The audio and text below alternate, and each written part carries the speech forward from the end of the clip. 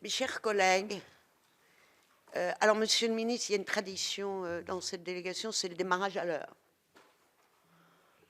Voilà, donc on a peut-être 2 minutes, mais vous nous pardonnerez. Donc vraiment, au nom de nous tous, je voudrais vous adresser mes plus sincères et chaleureux remerciements pour cette rencontre ce matin. Alors, je vous prie d'excuser les collègues qui ne peuvent pas être là parce que certains groupes politiques ont aujourd'hui un séminaire et que donc beaucoup ont regretté ne pas pouvoir être là, mais vous aurez grand nombre de questions et d'intérêts. Alors, échanger avec vous, Monsieur le ministre, c'est essentiel parce que vous êtes vous avez un ministère extrêmement important. Alors, vous savez qu'ici, on a commis avec Rémy Pointreau, il n'y a pas très longtemps, un rapport sur la simplification. Et nous avons pris une fâcheuse habitude de compter le nombre de mots. Voilà, parce que nous cultivons, comme vous nous invitez à le faire pour Lausanne, la sobriété également dans les mots. Et donc, votre décret d'application est impressionnant puisqu'il comporte près de 2000 mots. Ceci veut dire la charge de votre ministère, le champ d'intervention, puisqu'on y parle naturellement environnement, on y parle transport, on y parle équipement routier, logement, renouvellement urbain, urbanisme, voilà. Et donc, à cela s'ajoutent vos compétences en matière de décentralisation, et vous savez que c'est un sujet que le Sénat affectionne particulièrement, parce que nous pensons que c'est un outil d'efficacité. Vous avez dans vos attributions la politique de renforcement des responsabilités locales. Donc nous sommes faits peut-être pour nous entendre, à condition qu'on y rajoute responsabilité et liberté locale. Monsieur le ministre, vous parlez aussi des métropoles, des finances locales, de la solidarité financière entre les territoires, et vous avez la charge de mettre en œuvre la politique, notamment en matière de transition écologique, à l'égard des collectivités territoriales. Donc vous comprenez l'intérêt que nous portons à cet échange. Alors nous ne couvrirons certainement pas au travers de nos questions l'exhaustivité de vos fonctions, mais l'essentiel, et je sais que nous aurons l'occasion de vous retrouver dans un format plus collectif au Sénat bientôt grâce aux ZAN. Donc nous allons essayer d'être sobres et frugal, hein, puisque c'est la tendance. Et pour ma part, je parlerai de quelques sujets qui nous préoccupent tous. Alors naturellement, on ne peut pas s'empêcher de parler du ZAN. Alors on peut dire que c'est une obsession, c'en est une.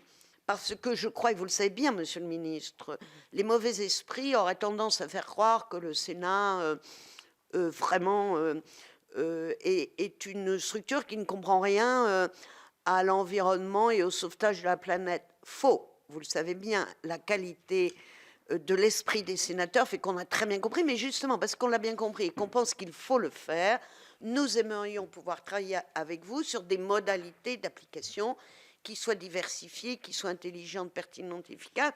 Et donc, moi, j'aimerais d'une manière générale et simple, sans anticiper les débats que nous aurons, que vous nous disiez si vous êtes positivement attentif à la proposition de loi du Sénat.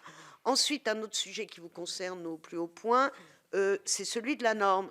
Parce que le ZAN est quand même un exemple remarquable d'injonction un peu contradictoire. Je prends l'exemple de la maire du Croisic, c'est pas loin de chez vous, le Croisic, c'est dans votre région, qui me dit, alors moi, la biodiversité, le climat, j'aime beaucoup, je veux aider. On me dit en même temps qu'il faut que je construise des logements sociaux. Je ne peux pas les construire parce qu'il va me rester avec le ZAN 9000 m² de terrain qui ne m'appartiennent pas d'ailleurs. Et donc, je ne vais pas pouvoir répondre à une obligation que l'État me fixe avec la construction de logements sociaux à cause d'une autre obligation qui est le ZAN, mais on va quand même me maintenir l'amende que je mérite parce que je ne construis pas de logements sociaux. Donc, Monsieur le ministre, au-delà de la surcharge normative, je pense qu'on a une sorte, un moment d'absurdité et que l'excès de bien est le plus grand ennemi de l'efficacité. Ensuite, on aura sûrement des interrogations sur les finances des collectivités locales, parce que là, on a un peu d'écart. Je rappelle que les normes et les lois produites entre 2017 et 2021 ont produit un surcoût de près de 2 milliards d'euros pour les collectivités, que la norme allégée nous permettrait d'optimiser les budgets et que tout le monde est très intéressé sur le fonds vert et que nous voudrions savoir s'il y aura vraiment une gouvernance un peu territoriale où les élus seront associés. Puis moi, je ne suis pas toujours critique, monsieur le ministre. Je voudrais dire qu'hier, en commission des lois, nous avons légiféré sur le tiers financement, qui est quelque chose d'exemplaire au sens où c'est une solution qui en plus fera l'objet d'une expérimentation. Donc, monsieur le ministre, nous avons tous ces sujets, et que le dernier dont des collègues parleront beaucoup, et on en a parlé avec le directeur de l'ANCT, le directeur de l'ADEME, dans le cadre de la réflexion qui est conduite au Sénat sur la décentralisation, la déconcentration. On a un besoin énorme aujourd'hui d'ingénierie et d'expertise auprès de nos collectivités. Je vais prendre l'exemple de la transition écologique, je vous l'ai dit hier. Les collectivités, elles avancent aussi vite que leurs moyens leur permettent, mais elles se retrouvent aujourd'hui victimes, en quelque sorte, d'une image qui fait que vous devez partout avoir recours à certaines techniques qui sont en matière de transition écologique positives. Si vous ne le faites pas, vous êtes un peu culpabilisé, alors même que je pense exactement comme la loi, il est extrêmement important de mesurer la pertinence des investissements que vous allez faire en matière de transition écologique par rapport à leur efficacité. Et qu'il faut que les collectivités, notamment sans doute celles qui n'ont pas d'ingénierie, soient accompagnées pour faire un vrai diagnostic, une expertise, avant d'aller engager des dépenses considérables qui, à un moment, s'avéreraient un peu disproportionnées. Alors, mon propos est un peu un catalogue à la Prévert. Mais Prévert ne manquait pas de poésie, alors le mien peut-être un peu moins. Je ne serai pas plus longue, monsieur le ministre. J'aurais une dernière question insolente, si quand même on a une idée au Sénat qu'on porte avec le co-rapporteur Mathieu Darnaud, c'est que dans le cadre de cette ingénierie, nous pensons qu'il y a aussi une collection d'agences, ADEME, ANCT, ANRU, ANAC, tout ça c'est bien compliqué, peu visible, et donc nous avons une idée disruptive, le Sénat peut l'être, monsieur le ministre. Pourquoi on ne fusionne pas tout ça? Merci, monsieur le ministre. Merci Madame la Présidente. Mesdames et Messieurs les sénateurs, je veux vous dire mon plaisir à 24 heures d'écart d'être à nouveau dans cette salle. Hier matin, pour répondre à l'invitation de la Commission des lois et pour défendre le principe du tiers financement qui permet à la fois d'accélérer sur la transition écologique en tenant compte de la situation des collectivités territoriales, et ce matin pour, devant votre délégation, répondre à vos sujets de préoccupation. Finalement, je ne vais pas vous infliger un propos introductif. D'abord parce que la présidente Gatel, y compris dans la manière dont elle vient de présenter les sujets, a pointé le fait que le champ était large, et donc si je me lance de mon côté dans un inventaire, quels que soient les grands auteurs que je pourrais invoquer pour le faire, le risque est de trop insister sur des domaines qui ne vous intéressent pas, ou en tout cas pas aujourd'hui, et à l'inverse, si je choisis un ou deux thèmes pour entrer dedans alors que ils ne correspondent pas à vos attentes, on perdra un temps utile aux échanges que nous pourrions avoir, et donc je préfère répondre à vos questions plutôt que de vous faire une déclaration liminaire qui consisterait à lister tous les sujets sur lesquels on travaille. Je vais juste me contenter de quelques têtes de chapitre extrêmement succinctes et d'un ou deux éléments de réponse à la présidente Françoise Gatel. La très grande originalité de ce ministère, c'est pour la première fois d'expliquer que la cohésion des territoires et la transition écologique, ça va ensemble, et pour être précis, que non seulement c'est pas antinomique, mais que c'est une condition de réussite de se préoccuper de la manière dont cette transition, on donne les clés aux élus pour être capable de la conduire. Et quand le ministre de la Cohésion des Territoires a dans son périmètre le logement et les transports, c'est aussi un indicateur fort du besoin d'alliance, d'union sacrée entre les élus et l'État sur ces sujets qui sont éminemment des sujets de cohésion et dans le même temps éminemment des sujets de transition. On a le ZAN, On aura l'occasion d'en parler très bientôt. Si vous souhaitez qu'on entre dans le détail avant même la commission, je le ferai évidemment avec plaisir. Je serais tenté de vous suggérer de commencer par appliquer à vous-même les conseils que vous pourriez nous donner. En clair, vous voulez moins de normes, faites en sorte que dans le texte remanié, on n'aille pas créer des nouvelles instances qui vont rajouter des heures de réunion aux élus et qui risquent de se traduire à la fin, quelles que soient les idées louables avec lesquelles on commence, par des usines à gaz pour lesquelles là, vous ne pourrez pas vous abriter derrière le fait que ça a été imposé par le gouvernement. La lecture que j'ai du texte tel qu'il est proposé par le Sénat, elle est positive sur certains aspects. Il y a des articles avec lesquels je me retrouve. Elle est réservée sur d'autres dans lesquels on crée des mécanismes, on institutionnalise la conférence des Scots, qui rajoute entre guillemets une couche. On prévoit des dispositifs de contrat à toutes les échelles qui vont derrière devoir se décliner, qui donneront lieu à des décrets, à des précisions sur la manière dont on avance, et qui me semblent ne pas être utiles.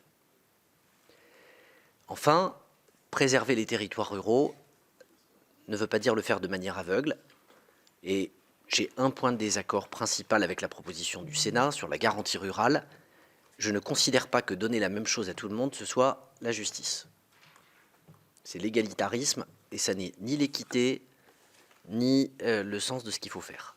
Je plaide donc pour qu'au lieu de donner 1 hectare par commune, nous puissions accorder une garantie rurale de 1% du territoire artificialisé, ce qui permet de tenir compte de la taille des communes et de ne pas se retrouver dans une situation où une commune de 50 habitants se retrouverait avec la même garantie qu'une commune de 3000, pour prendre 2 exemples volontairement opposés.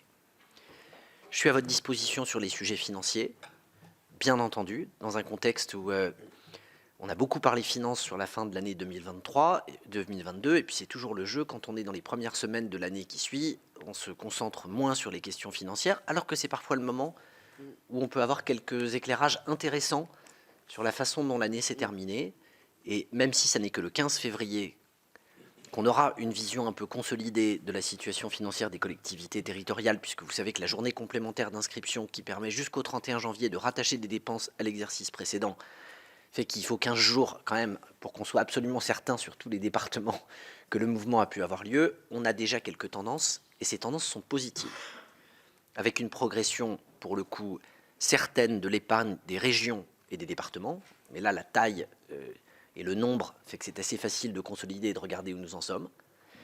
Donc une progression d'épargne, malgré l'inflation qui a été connue, mais parce que l'inflation a aussi profité aux recettes des régions grâce à la TVA. Et on a gardé une dynamique de DMTO élevée et une baisse des dépenses de RSA de 5% sur la totalité de l'année 2022, qui explique pourquoi on s'est entre guillemets retrouvé avec une progression d'épargne sur ces sujets.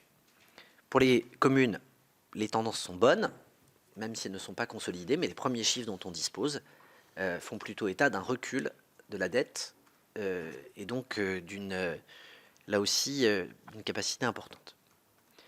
Vous m'avez interrogé très rapidement sur quelques têtes de chapitre et je laisserai volontiers les uns et les autres venir. Je terminerai sur l'ingénierie, moi aussi, puisque j'ai promis d'être court, et puis après, vraiment, je reviendrai sur tous les sujets sur lesquels vous décideriez de m'interroger.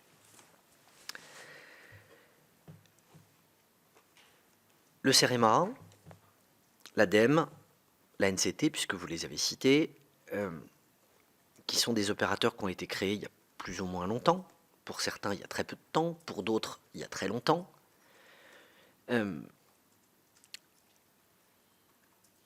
Moi, je ne crois pas... Je pense qu'il faut toujours se méfier des idées qui, en apparence, peuvent être bonnes, mais qui, quand on les regarde, ensuite peuvent créer un certain nombre d'effets de bord. Le sujet, c'est comment on les articule, comment on évite de créer des doublons et comment ces structures ne se marchent pas sur les pieds. Mais, posé dans le même temps, le constat qu'on est face à des défis qui nécessitent des moyens d'ingénierie importants. Et arriver à la conclusion qu'on aurait besoin de moins de structures pour le faire me semble antinomique. Ma conviction, c'est qu'il faut des structures qui soient suffisamment souples pour pouvoir apporter un service sur mesure. Et que si vous faites un gros machin qui s'appelle demain le satellite d'appui et d'ingénierie, vous allez ou perdre en agilité et en souplesse, ou re-rigidifier, là où au contraire, depuis quelques années, le principe a été d'essayer de regarder comment, à destination des élus locaux, on crée une banque de données ou de ressources et qui était capable et susceptible d'aller faire du sur-mesure. Je crois à la souplesse. Je pense à l'intérêt d'avoir des agences d'intérêt général dans lesquelles il n'y a pas des gens qui sont des fonctionnaires et dans lesquelles on peut profiter de statuts qui sont plus souples, qui sont moins rigides et qui sont capables, y compris, de pouvoir accompagner des idées qui n'existent pas et qui n'ont pas vocation à donner lieu à de la norme ou à de la loi, mais à regarder comment des expérimentations peuvent être conduites, comment on peut faire en sorte de les généraliser. Et je me méfie de ce qui, en fusionnant des structures, finit par aboutir à des hausses de coûts. Dit autrement, de la même manière que je serais surpris que vous poussiez ici, en expliquant que moins il y aura de communes, moins il y aura de dépenses, je ne crois pas que l'argument qui consisterait à dire que moins il y a d'agences, moins il y aura de dépenses soit juste. La question, c'est la carte et la réalité. Dans certains endroits, il y a des fusions qui peuvent avoir un intérêt, surtout si elles sont guidées par le sens de l'intérêt général et la volonté objective des uns et des autres. Dans d'autres, il peut s'agir de fausses bonnes idées, parce qu'une structure plus petite est parfois plus attentive à ses coûts et lutte parfois de manière plus efficace contre le gaspillage de ses ressources. Voilà ce que je pouvais en avance de phase, Madame la Présidente de la délégation, vous dire avant de répondre avec joie aux questions qui me seront posées et en saluant effectivement la présence à mes côtés à la fois de la DGCL, Madame Raquin, et du directeur général de l'ANCT pour me contenter des directeurs généraux, même si je suis bien accompagné par quelques autres collaborateurs de mon cabinet ou des services pour être capable de répondre à vos questions. Merci, Monsieur le ministre. Merci pour la sobriété de votre propos. Alors, vous avez toutefois, tout en étant sobre, un peu déformé mon propos, Monsieur le ministre, si je puis me permettre, avec respect. Dans mon propos sur l'ingénierie, je n'ai pas dit qu'il fallait moins. J'ai dit qu'il fallait mieux, ce qui n'est pas du tout la même chose. Et je pense que vous m'avez très bien comprise et que effectivement, on a eu le bonheur, en quelque sorte, d'en parler avec les deux excellents directeurs de la DGCL et de la NCT, et que on sait que dans les territoires, le besoin d'ingénierie est différencié selon la mobilisation sur ce thème des intercos ou des départements, mais qu'il y a un vrai sujet, et mon collègue Kerrouche qui est là pour en parler, c'est de la déconcentration, du service déconcentré de l'État dans les territoires, du circuit court. Et je regarde ma collègue Céline Brulin, qui avec Charles Guéné ont commis aussi un excellent rapport que nous avons remis hier à Madame Faure, et qui explique bien les choses, et vous savez très bien que notre esprit critique n'est même pas taquin, il est lucide, et nous ne faisons que faire qu'exercer la fonction pour laquelle nous avons été élus, proposés et évalués. Merci, Monsieur le ministre. Alors, chers collègues, nous avons 5 prises de parole, donc moi je vais m'en arrêter là. Je propose, si vous êtes d'accord, de suivre la recommandation du ministre. Naturellement, on ne peut pas ne pas parler du ZAN. Mais si vous êtes d'accord, compte tenu du travail qui est engagé par la mission spéciale, celui qui a été fait, enfin par la mission spéciale, aujourd'hui par la commission, et les débats que nous aurons, moi je propose qu'on ne s'attarde pas sur le sujet, puisque Monsieur le ministre va aussi rencontrer la commission. Mais si vous avez un message personnel sur le sujet à faire passer, comme l'on dit, voilà. Donc je vais passer la parole peut-être. D'abord, on peut faire un duo, si vous êtes d'accord, Monsieur le ministre, 2 questions. Donc, notre collègue Michel Gréaume et notre collègue Hervé Gillet. Ensuite, notre collègue Éric Kerrouche, qui a donc fait cet excellent rapport sur les services déconcentrés de l'État avec Agnès Canayer, et Sonia de la Provôté, qui s'intéresse beaucoup aux questions, au titre de la délégation, sur la revitalisation des centres-villes. Voilà, mes chers collègues. Michel. Merci, Madame la Présidente. Monsieur le ministre, depuis 2012, la DGF a baissé de plus de 14 milliards. Aujourd'hui, les communes se retrouvent en plus de l'inflation avec un problème d'autonomie fiscale et financière. J'ai pu m'apercevoir que près de 1/3 des communes sont identifiées comme bénéficiaires dans le cadre du filet de sécurité. Ces dernières devant obligatoirement adopter des budgets équilibrés, contrairement à l'État. Certains maires ont été dans l'obligation d'abandonner leurs projets d'investissement, comme à Douchy-les-Mines dans le Nord, et qui sait pourtant, dans le cadre de la transition, ça répondait parfaitement. Comment pouvons-nous accompagner au mieux les communes dans la transition écologique si celles-ci n'ont déjà pas les moyens d'investir? Et qu'adviendra-t-il de ces collectivités qui ont déjà perçu un acompte pouvant atteindre 50% de la dotation prévue pour leur futur budget? Comment voyez-vous les choses? Merci.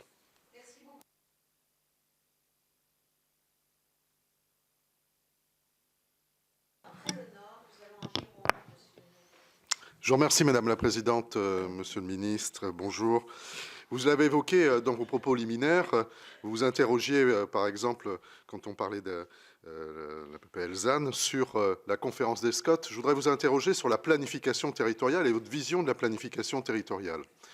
Nous l'avons vu dans le cadre du projet de loi accélération des énergies renouvelables, ce sujet est très particulier.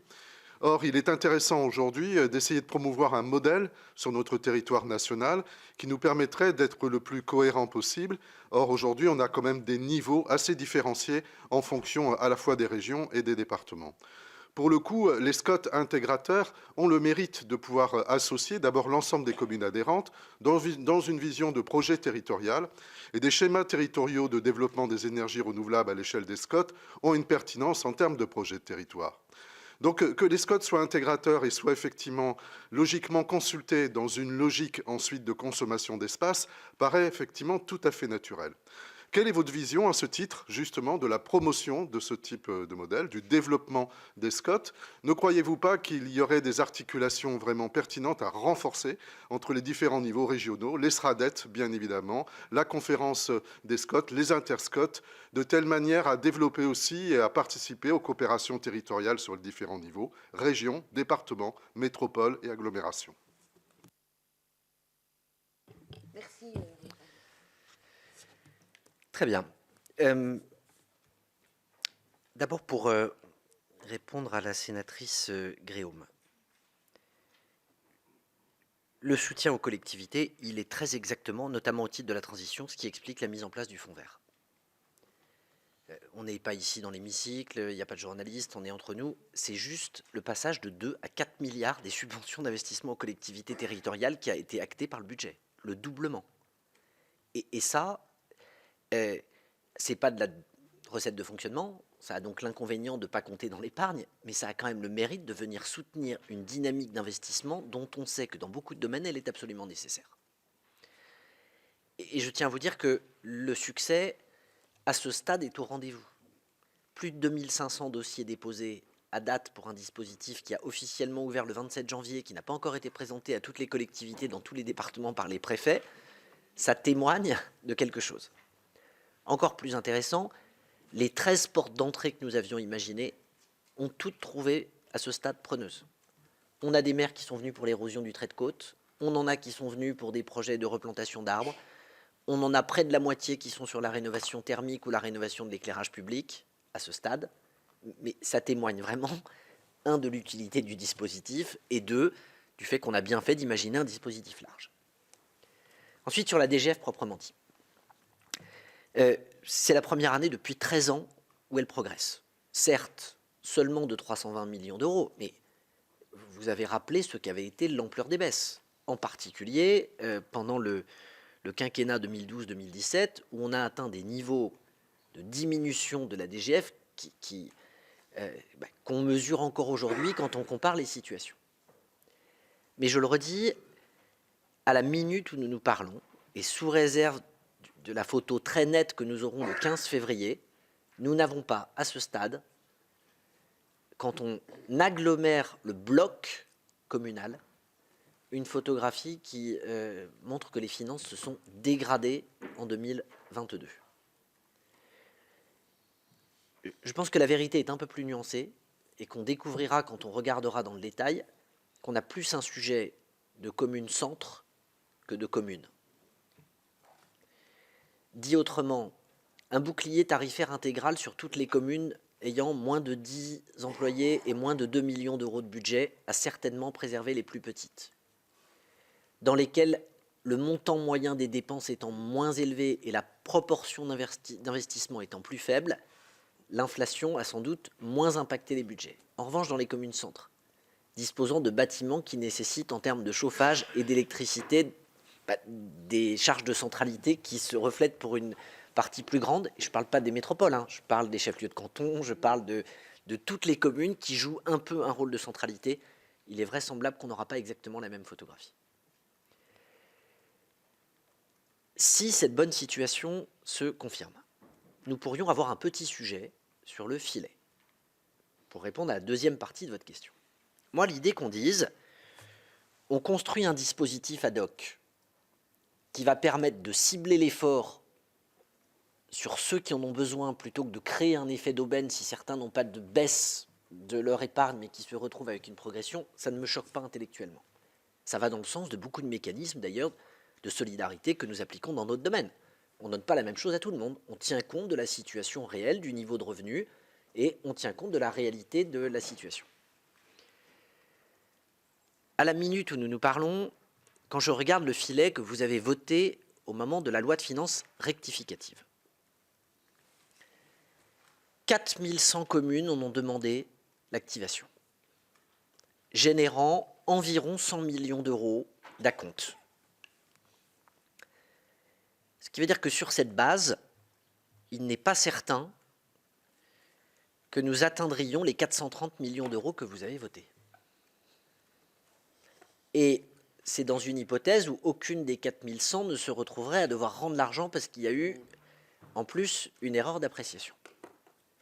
Donc il n'est pas certain, malgré le vote qui a eu lieu, qu'on ait assez de collectivités qui se soient saisies du dispositif. On ne va pas tarder à savoir et on regardera puisque les comptes administratifs serviront de juge de paix. Ce que j'aimerais, c'est qu'on puisse assez vite avoir des projections du filet de sécurité qu'on a voté dans le cadre du PLF 2023. Parce que là, ce n'est pas 400 millions, c'est 1,5 milliard. Et la somme, elle n'a pas été déterminée par hasard, elle a été faite pour tenir compte de l'ampleur de l'évolution énergétique. Moi, je considère que cette aide aux collectivités d'1,5 milliard, elle nous engage. Et donc, s'il y a des critères à bouger, il est sans doute souhaitable qu'on le fasse avant qu'il y ait la tentation d'aller constater que tout n'a pas été dépensé et que ça retombe dans le pot commun. Et donc, je pense que c'est là-dessus, quand on aura les chiffres définitifs au 15 février, qu'il sera utile qu'on regarde les projections que nous avons. Vous avez abaissé et élargi la porte en faisant en sorte que la perte d'épargne ne soit plus de 22 mais de 15%. Donc ça va dans le bon sens. Si j'ai une progression globale de l'épargne à l'échelle du bloc, ça veut sans doute dire que c'est peut-être pas là où il faut flécher l'effort. Voilà, je ne peux pas aller beaucoup plus loin ce matin parce qu'il me manque ces éléments. Je peux vous donner ces chiffres sur le filet, c'est ce que je viens de faire, les 4100, les 100 millions. Et dès qu'on aura des résultats plus précis, évidemment, on vous les communiquera. Je veux dire au sénateur Gillet que je crois au SCOT, je crois à la nécessité d'avoir une vision de planification. Je pense qu'on a un souci dans ce pays en matière de droit de l'urbanisme qui est l'absence d'interscot et de la capacité à ce que deux territoires vérifient que leurs projections vont dans le bon sens. Je pense que si on s'amusait à faire les projections de progression de population de tous les SCOT de France et de progression d'emploi, on s'apercevrait que tout le monde se voit plus beau qu'il n'est à la fin. Et que tout le monde a tendance à surestimer ce que sera son développement, ses besoins en termes de foncier, en termes de logement et en termes de nombre d'hectares. Et ça plaide, si je peux me permettre, pour avoir des instances dans lesquelles on est capable de se parler. La limite, c'est faut-il rajouter des choses au-delà du SRADET et des SCOT et de la capacité de se parler? Est-ce qu'on doit rajouter des couches?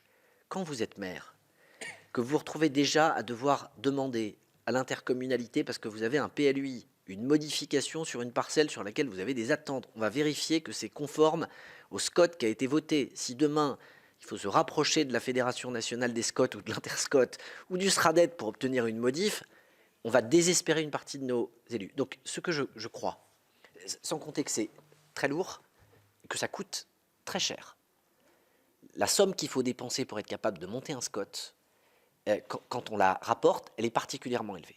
Mon souci de ne pas alourdir les dépenses des collectivités locales et de ne pas complexifier un truc qui éloigne les maires, notamment les plus petits, d'un dispositif qui devient tellement technique, qui sont largués et qui sont dans la main des experts, fait que je pense qu'il faut bouger ça avec prudence.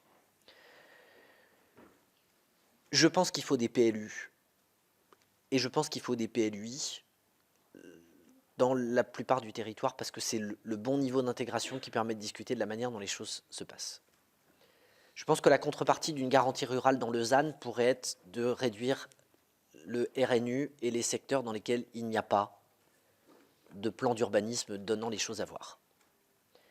Je pense que le SCOT doit rester le pivot d'une vision à l'échelle d'un bassin de territoire et que plutôt que de créer une échelle intermédiaire, c'est plutôt dans le SRADET qu'il faut avoir une forme d'instance de dialogue et de discussion plutôt que de se rajouter autre chose. Vous m'avez demandé ce que je pensais. Je vous réponds, je ne prétends absolument pas sur ces sujets avoir une opinion. Voilà. Mais en tout cas, voilà ce que je pense.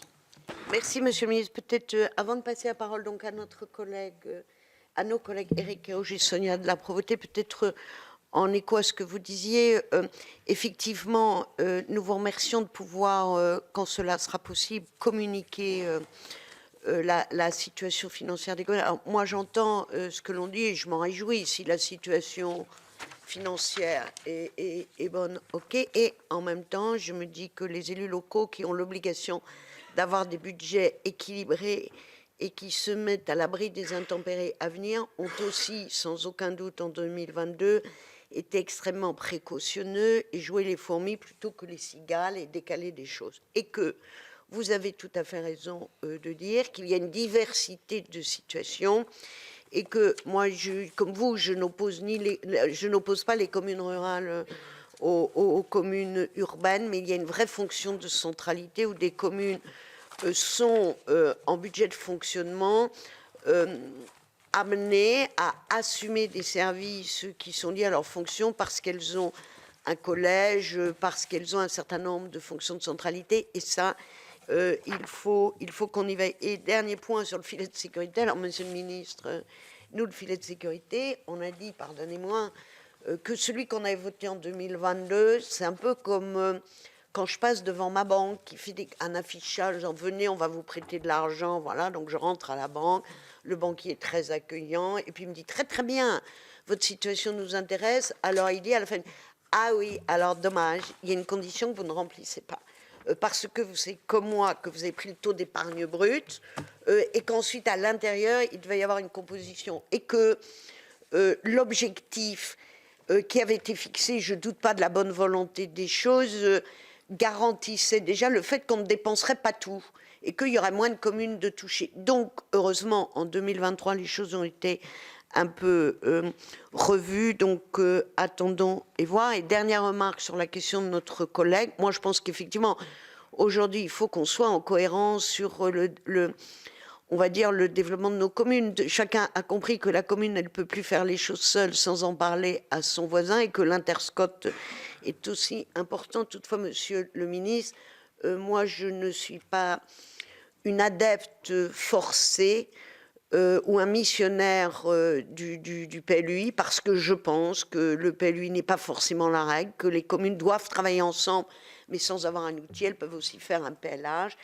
et que, comme ici, nous défendons la responsabilité et la liberté locale, moi je pense que s'il faut encourager les élus et les accompagner pour réfléchir à la bonne échelle, ça n'est pas en mettant un nouvel instrument administratif, le PLUI, qu'on réglera les choses. Merci, Monsieur le Ministre. Alors, Éric Kerrouche et Sonia de la Provôté. Merci, Madame la Présidente. Bonjour, Monsieur le Ministre. Quelques réflexions aussi sur la réponse que vous avez apportée tout à l'heure sur l'agencification. Ce n'était pas un problème de coût. On ne parlait pas en termes de coût, on parlait en termes de fonctionnalité. Ce n'est pas exactement la même chose. Et en l'espèce, le vrai problème de l'agencification, c'est la question de l'articulation avec les services déconcentrés de l'État, d'une part, et d'autre part, la construction d'une doctrine à l'intérieur des agences qui peut s'appliquer de manière trop uniforme. Et il y a de nombreux travaux de recherche qui ont porté sur ce point. Donc l'agencification porte en soi également une limite en tant que modèle. Deuxième point, mais très rapidement, parce qu'effectivement on y reviendra, celui du ZAN. J'aurais tendance à vous dire, comme dans les cours d'école, c'est celui qui dit qui est. Parce que vous nous parlez de la difficulté du filet de sécurité, enfin plus exactement, la petite garantie qu'on apporterait à l'ensemble des communes rurales. Mais cette difficulté vient de la difficulté initiale du texte qui traite de la même façon des situations qui sont profondément inégales.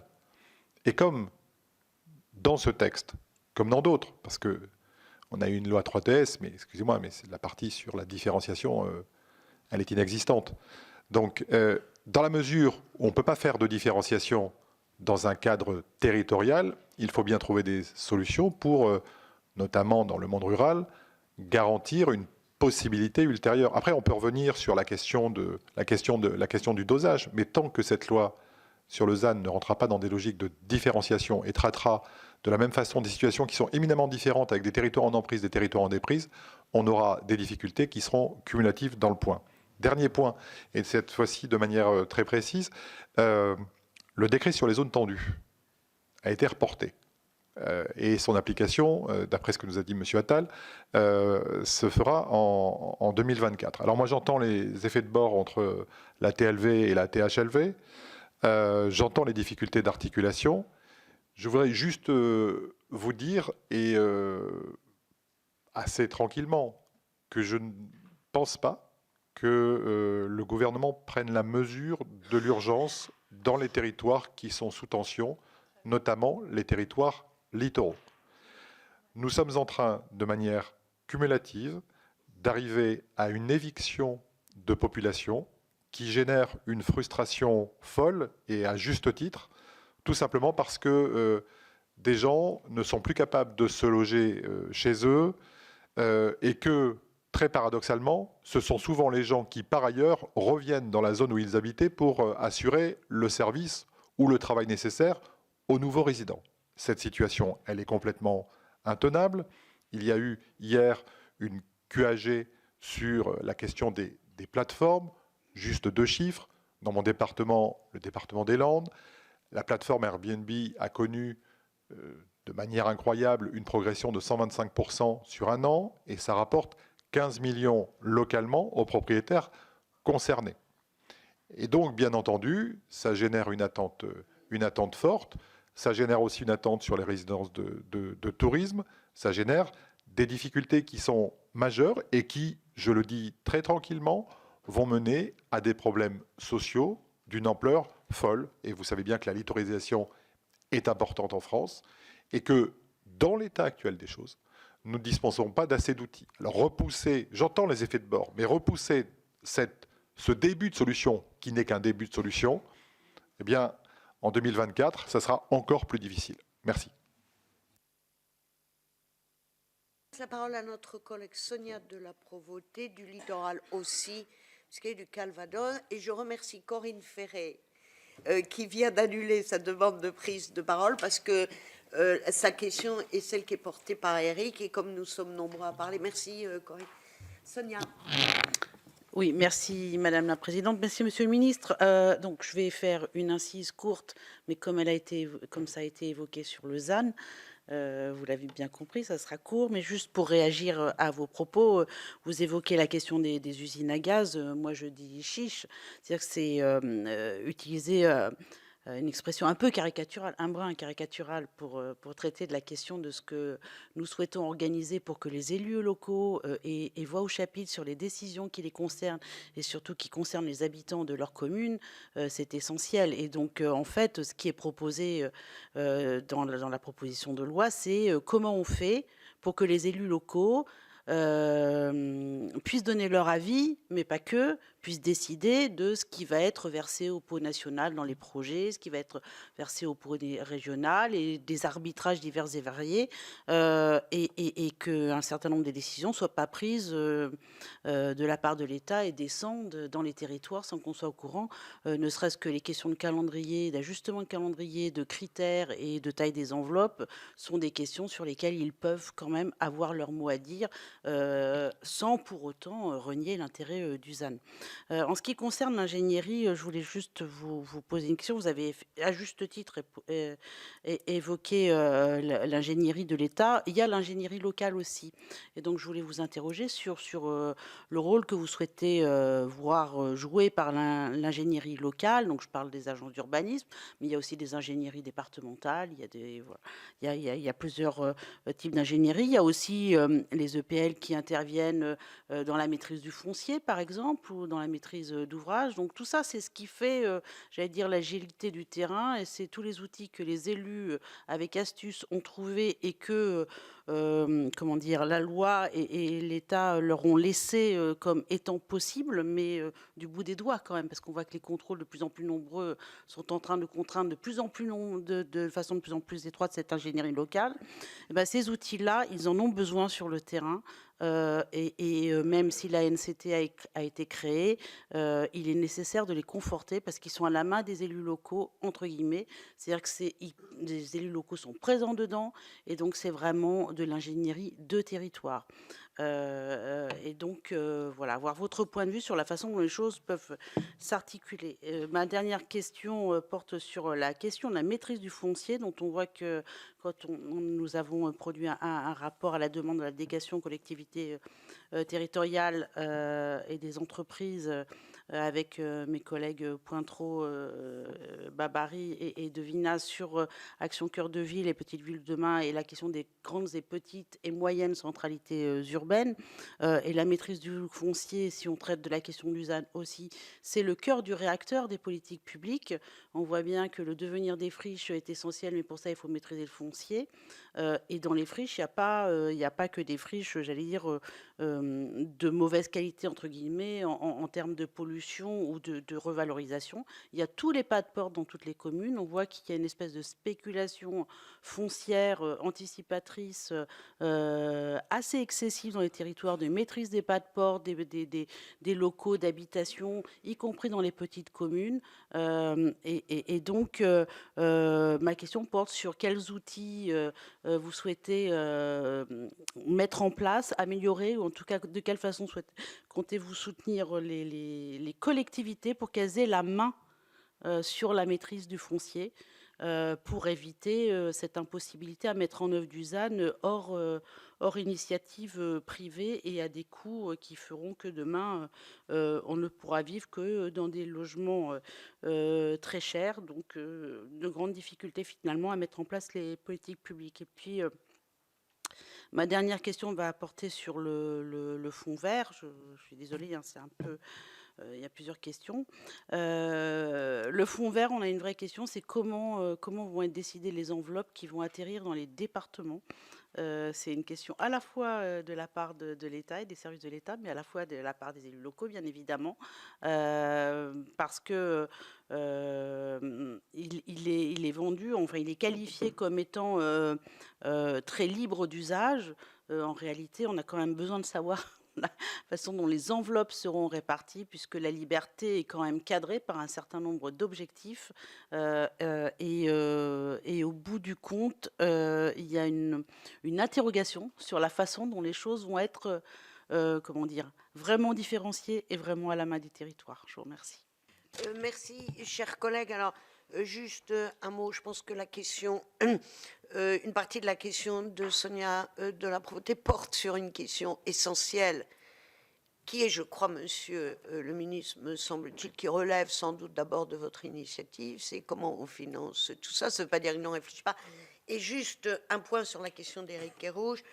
Pour être, comme beaucoup d'entre nous ici, du littoral, d'un département littoral et en Bretagne, sa question et enfin, du moins l'affirmation qu'il y a nécessité à ne pas reculer est extrêmement importante, parce qu'on a une question de logement, des gens qui travaillent, pour ceux qui peuvent aujourd'hui s'offrir une résidence, et on a aussi une question pour l'économie locale avec comment on loge les saisonniers. Donc vraiment, je pense qu'on a là une urgence sociale et économique. Merci, monsieur le ministre. Ensuite, pardon, Bernard, notre collègue Bernard Buis, Bernard Delcros, et une variante avec Jean-Marie Mison. Variante pour le prénom, bien sûr. Bon, d'abord sur les deux questions qui viennent de m'être posées. Plusieurs sujets qui touchent d'abord autour du ZAN, etc. Si mes propos ont été mal compris, je les précise. Je ne dis absolument pas que la PPL est une usine à gaz. Parce qu'à certains égards, le ZAN en lui-même, dans sa conception, dans le fait que tout à coup on compte, on fait des trajectoires, on divise, s'inscrit dans une logique complexe. Ce que je dis, c'est que au moment où on va retoucher législativement le dispositif, demandons-nous non pas comment on le complexifie, c'était ça le sens de mes propos, mais comment on le facilite et on le transforme. je suis dans une position un peu paradoxale qui est de défendre un texte que je n'ai pas voté, puisque je n'étais pas parlementaire, et dont j'ai eu à me confronter aux difficultés d'application en réalisant mon propre SCOT. Et je me retrouve maintenant comme ministre à défendre le principe de ce qui a été voté par une large majorité, même s'il y a eu quelques exceptions à voter cette loi climat et résilience, mais qui a été votée à une très large majorité, et de l'Assemblée et du Sénat, de façon très transpartisane, qui doit au moins nous conduire à une chose, c'est que sans doute qu'une loi avec 305 articles n'est pas le meilleur moyen de faire en sorte que chacun d'entre eux soit étudié de manière approfondie. Et dans ce texte, il y avait les ZFE, il y avait 2-3 autres trucs sur lesquels on se rend compte là aussi qu'on a des intentions qui sont bonnes et qu'on a parfois dans les modalités 2-3 petits sujets qui sont à revoir. Je me permets quand même, pour que les choses soient totalement claires, de rappeler que le ZAN faisait partie des propositions très fortes de la Convention citoyenne, et qu'il arrive parfois dans d'autres enceintes que certains qui reprochent au gouvernement de ne pas avoir suffisamment tenu compte de ce qui s'était dit, n'ont aucun problème pour taper sur une mesure qui, dans le même temps, s'inscrit pourtant à la croisée de plusieurs chemins de vertu. Ne pas artificialiser, c'est rendre possible la recharge des nappes phréatiques, c'est préserver des îlots de fraîcheur naturelle, c'est nous donner les moyens de faire en sorte de pouvoir conserver une souveraineté agricole et alimentaire ou la retrouver. Et donc c'est un objectif sur lequel nous devrions d'autant plus nous retrouver qu'il n'y a pas de corrélation entre l'imperméabilisation qui a été conduite ces dernières années et l'évolution de la population. Et je le dis pour les élus du littoral et d'ailleurs, il n'y a pas non plus de corrélation entre les gains de population et les pourcentages d'artificialisation. Il y a des secteurs dans lesquels on a accueilli beaucoup de population avec peu d'hectares, et il y a des endroits dans lesquels on a perdu de la population et on s'est étendu. Bon. Que dit la loi? Et là, ce n'est pas la discussion qu'on est en train d'avoir. Enfin, je me permets quand même, y compris par rapport à ce que disait Sonia de la Prévôté sur l'association des élus. Qu'est-ce que vous avez voté, vous, Parlement? Le fait qu'on n'allait pas appliquer ce truc de manière aveugle et qu'on allait faire confiance aux élus locaux. C'est ça ce qui est voté. En disant on va faire confiance aux régions. Parce qu'on ne peut pas descendre sur les trajectoires, c'est ce que le Parlement a décidé, à un niveau trop bas qui fait qu'à ce moment-là, on ne pourrait pas tenir compte des dynamiques de population. Dans l'esprit, c'est pour répartir la charge de manière intelligente, il faut que je sois à une échelle qui soit suffisamment vaste pour répartir le foncier, et je fais confiance aux régions pour ensuite, à l'intérieur de leur territoire, donner davantage à ceux qui vont avoir plus de besoins, tenir compte des efforts passés, etc. Bon. On est face à une situation paradoxale. Il y a des collectivités qui disent aucun problème. Je suis tout à fait prêt à assumer ce rôle. Il y a des régions qui disent moi c'est trop compliqué, je ferai 50% pour tout le monde. Ce qui serait la négation même d'une forme de justice. Et là, ça ne me choquerait pas qu'on dise la région qui refuse de délibérer, on redonne le pouvoir à l'État.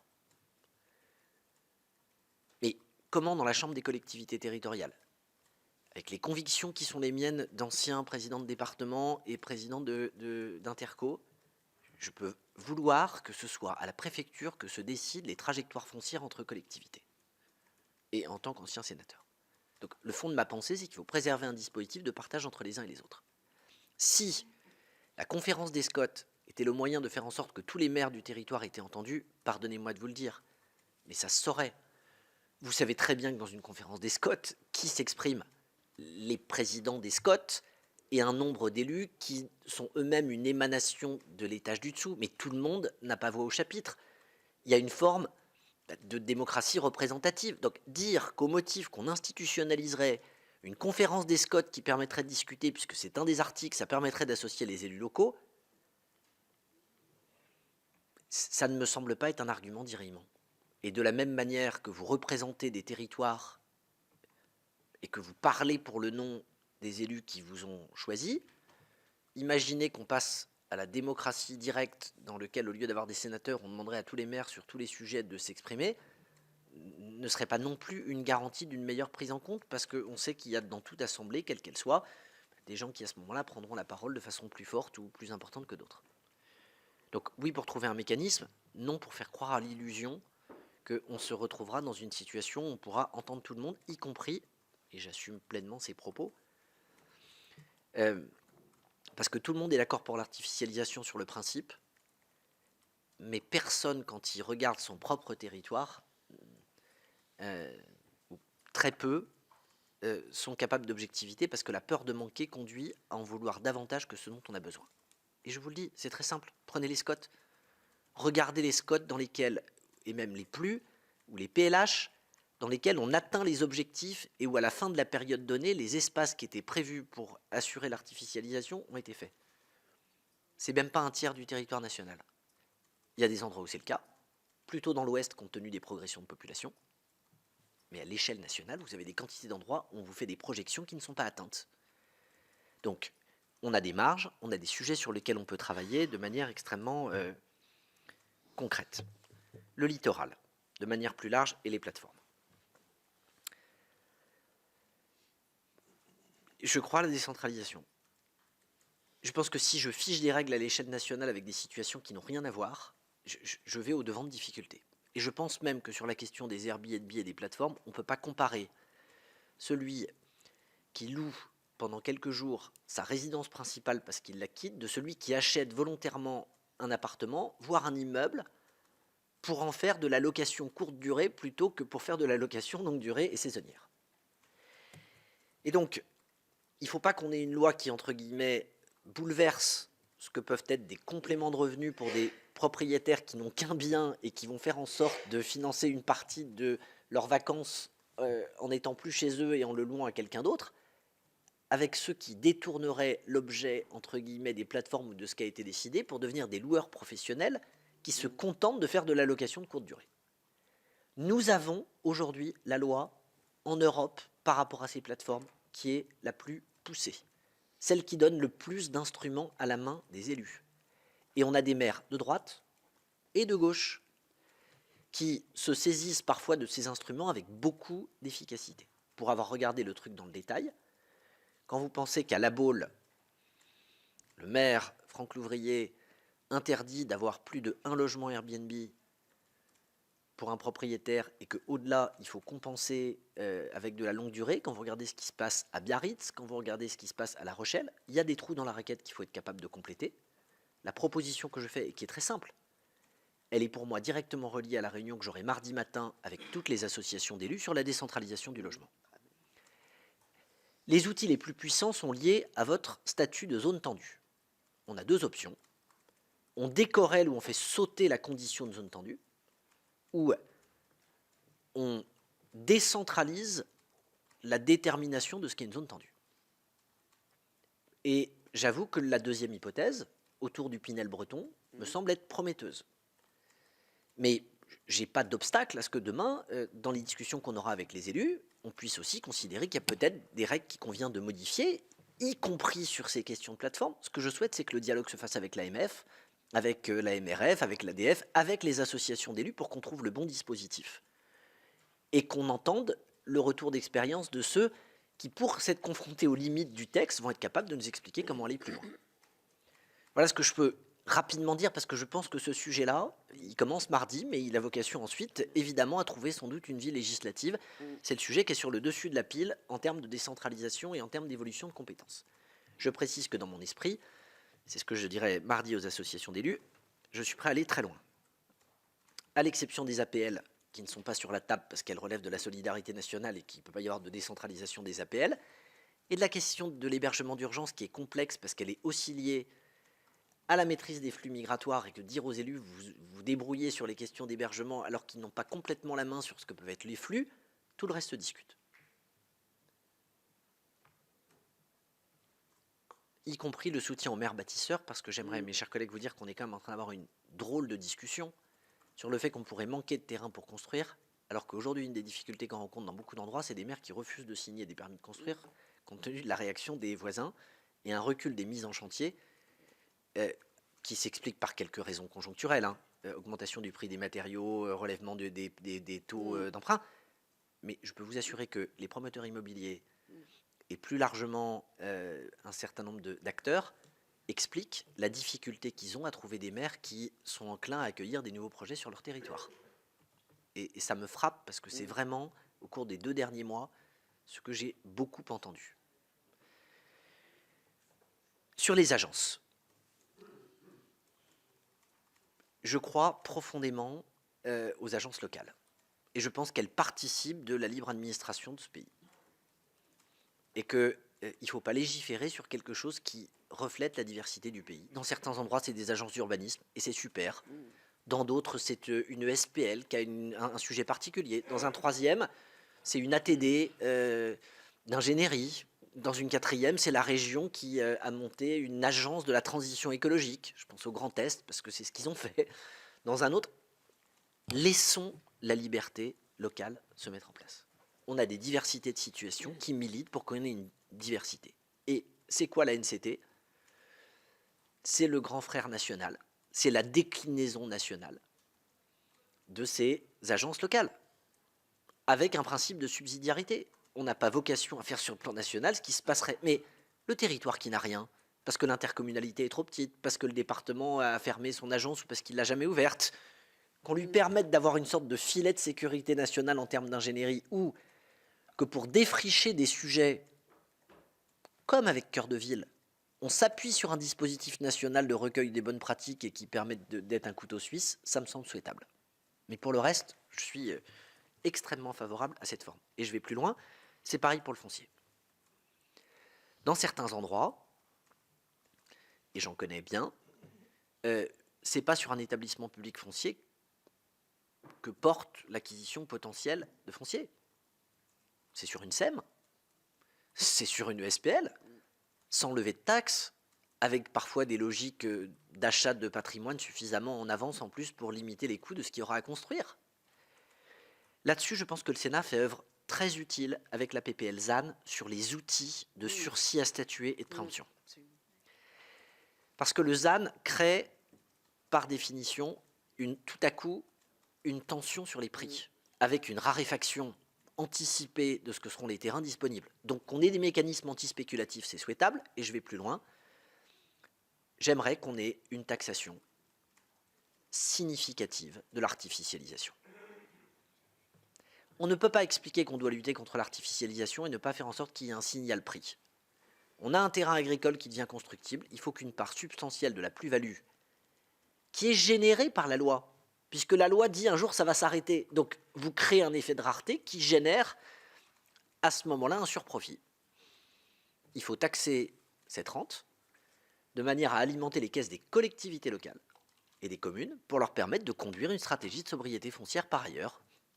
Et là, il y aurait une logique qui pourrait être vertueuse. Ça ne figure pas dans la proposition. Ça me semble faire partie des choses qui pourraient utilement être mises en avant. Voilà pour aller très vite sur les différents sujets, agences, fonciers et ZAN, ce que je peux être amené à vous dire.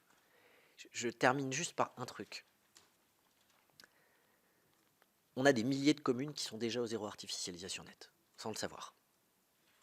Des milliers.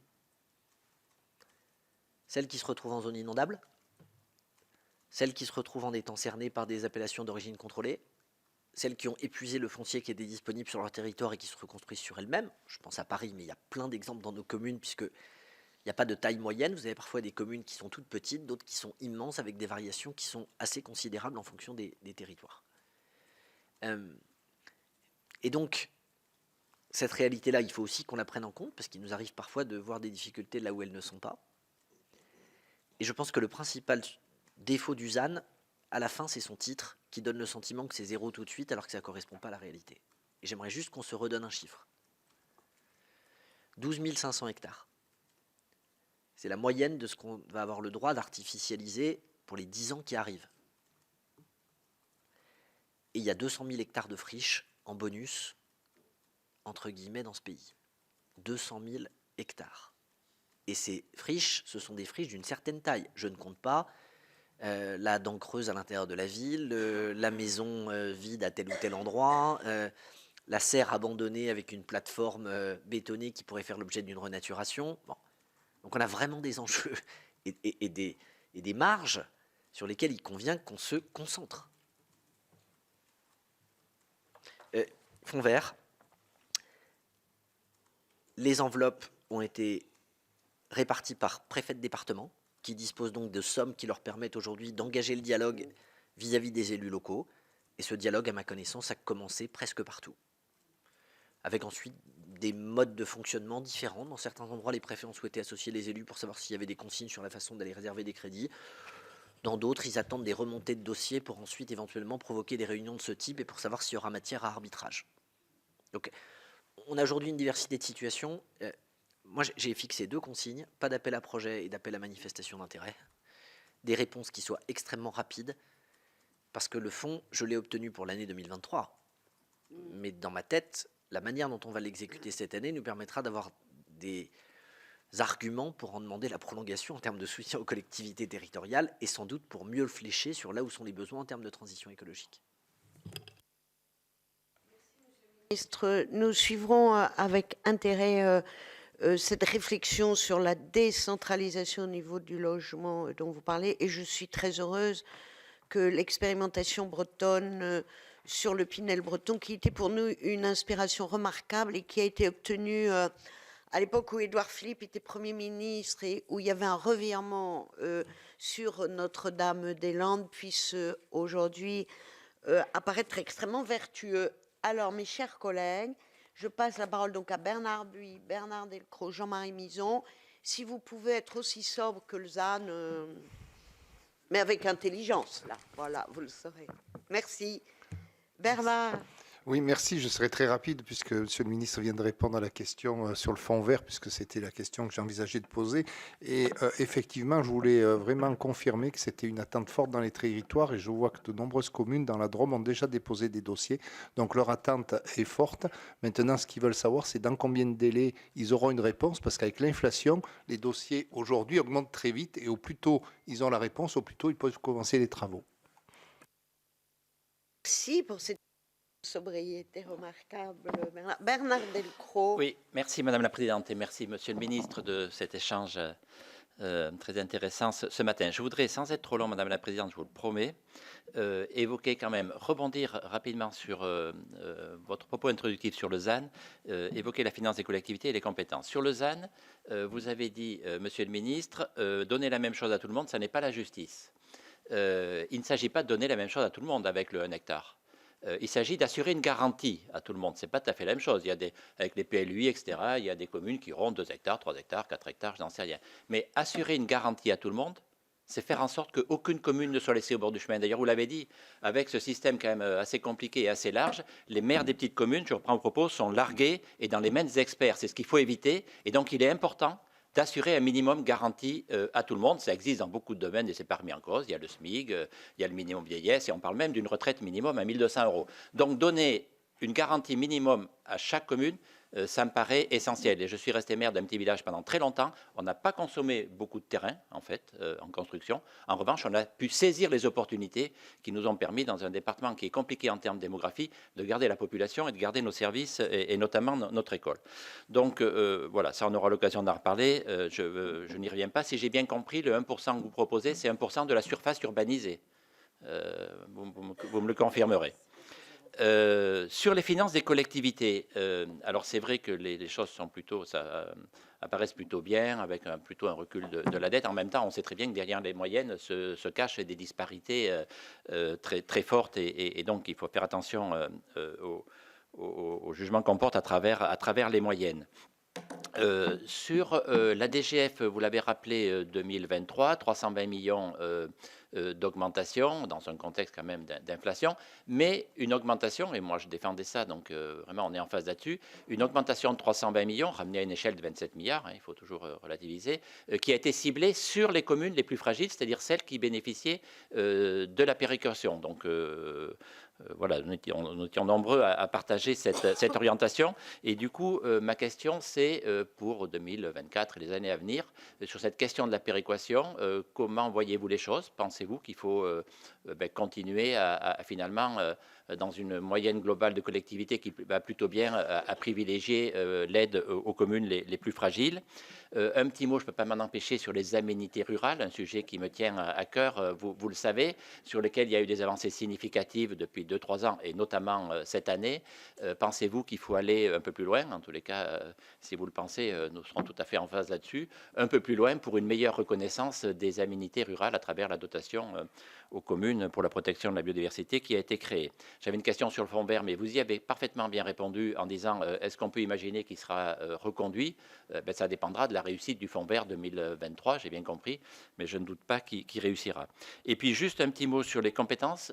Pensez-vous qu'il faut faire encore évoluer ou adapter, avec le recul que l'on a maintenant sur les différentes lois de décentralisation et les transferts de compétences, est-ce qu'il faut faire évoluer les partages de compétences à la fois au niveau du bloc communal et entre départements et régions, et pour tenir compte aussi des extensions de périmètre que l'on a vues. Et puis, beaucoup de nos collègues sont sensibles et attachés à la question de l'eau et de l'assainissement. Pensez-vous qu'il y a des ouvertures possibles sur le fait de laisser au territoire, en fonction de leur spécificité, le choix de la compétence au assainissement? La question posée par Bernard Delcros n'est pas une petite question. Et ça n'est pas un marronnier de radoteur que serait le Sénat. Merci Madame la Présidente. Merci Monsieur le Ministre de votre présence ce matin au sein de la délégation. Moi, j'avais plusieurs questions, mais je n'en poserai qu'une, puisque dans quelques minutes maintenant, j'ai une question orale en séance. Et je suis en deuxième position, donc je vais faire très bref. Ça concerne l'agenda rural, qui a été très bien accueilli à l'origine, et puis, chemin faisant, qui a laissé quelques déceptions. C'est un programme, un concept, certains parlent même de nébuleuse, très diffus, et beaucoup, autant les maires se sont très vite appropriés les outils financiers que sont la DETR, la DSIL et maintenant le Fonds vert, autant l'agenda rural, c'est plus un concept pour eux, sans doute parce que il est réparti dans différents ministères et il est présent dans une quantité de programmes différents et ils ne le maîtrisent pas, ils ne le sont pas appropriés. Donc on arrive à l'acte 2 de cet agenda rural. Je sais que vous y travaillez avec les associations, notamment l'Association des maires ruraux de France. Est-ce que vous envisagez un document du même type ou est-ce que vous irez vers une plus grande lisibilité pour l'avenir? Monsieur le ministre, peut-être si tu dois partir, peut-on répondre d'abord à Jean-Marie Mison et ensuite il y a donc Guy Benaroche, Céline Brulin, Patricia Schillinger et Jean-Pierre Corbizet. Voilà, et chers amis, attention à ce que le carrosse ne se transforme pas en citrouille parce qu'on est... Je remercie le sénateur Bernard Buis de considérer que finalement j'ai déjà globalement répondu à sa question. Quelques éléments. D'abord, vous avez raison de dire, et je termine donc, je commence par Jean-Marie Mison compte tenu de la question qui arrive. D'abord, vous avez raison de dire que il y a sans doute des marges pour que cet agenda rural soit mieux connu. Je pense qu'il est totalement nécessaire aujourd'hui, y compris parce que ce sont les communes rurales qui sont finalement aussi en pointe sur la transition écologique, compte tenu, indépendamment d'un discours qu'on entend parfois, en particulier parce que le stockage du carbone, la capacité de résilience, elle repose aussi sur ces transitions, que c'est là où on a potentiellement les tensions les plus fortes, liées à des modifications de motorisation qui supposent des investissements qui n'existent pas toujours et où il n'y a pas d'alternative à la voiture, ou alors des alternatives qui sont écologiquement des impasses, parce qu'imaginez qu'on fera passer des transports en commun en milieu rural, on ne va pas s'amuser à mettre des rails dans un certain nombre de secteurs qui finiraient par avoir un coût en termes d'artificialisation ou d'impact qui serait négatif, et qu'un bus avec moins de 6 personnes dedans, ça consomme plus qu'une voiture individuelle. Et donc qu'à la fin, quand je conjugue le service et la réalité, il faut que je sois capable de trouver les ajustements qui vont bien. D'où le leasing social pour la voiture électrique à moins de 100 €, d'où les TAD, d'où la perspective de regarder comment on a des alternatives. Cet agenda rural, que ce soit pour faire des territoires ruraux des fers de lance de la transition écologique, pour renforcer l'attractivité, pour améliorer la vie des habitants ou pour accompagner les élus, ça reste vrai, on a besoin d'une nouvelle phase, et ça va avec d'ailleurs la réflexion aussi sur les zones de revitalisation rurale. Ça me permet de faire le lien avec Bernard Delcros, et la manière plus large dont on propose un pacte de confiance à la ruralité et dans lequel on envoie des messages. Parce qu'il y a un ressenti, mais il y a aussi des choses qui relèvent du réel, dans un sentiment parfois d'abandon de ces territoires. Je maintiens totalement ce que je dis sur la garantie. Je ne considère pas que la garantie d'un hectare, ce soit un bon signal. La taille moyenne des communes dans ce pays, elle varie de 0 habitant à 1,8 million. La façon dont le texte en première intention est conçu, c'est 1 hectare pour tout le monde, quelle que soit sa taille. Je plaide pour que la garantie rurale s'applique aux communes rurales. Et qu'on lit que la garantie, on ne l'apporte qu'à ceux qui rentrent dans cette catégorie. Est-ce que c'est le nombre d'habitants? Est-ce que c'est la faible densité? On peut discuter. J'aurais plutôt tendance à partir de la faible densité en considérant que c'est le moyen de tenir compte de ce que la MRF indique. Et à partir du moment où je fais un pourcentage identique à tout le monde, c'est juste. Parce que ça veut dire qu'une commune de 2000 habitants bénéficiera d'un peu plus qu'une commune de 200 habitants. Et de ce point de vue, je pense qu'il y a une forme de justice plus grande que dans une règle identique. C'est moins marketing, mais c'est plus juste. Et je vous le dis en tout cas de façon très simple, il n'y aura pas de CMP conclusive à la fin sur une règle d'1 hectare compte tenu de ce que seront les positions d'entrée. Donc, où nous souhaitons améliorer conjointement le texte, où on est dans des postures à quelques mois d'échéance électorale, mais je pense que ce serait dommage et pas à la hauteur alors qu'il y a une capacité à bouger. Les impacts en termes de surface, ils sont les mêmes.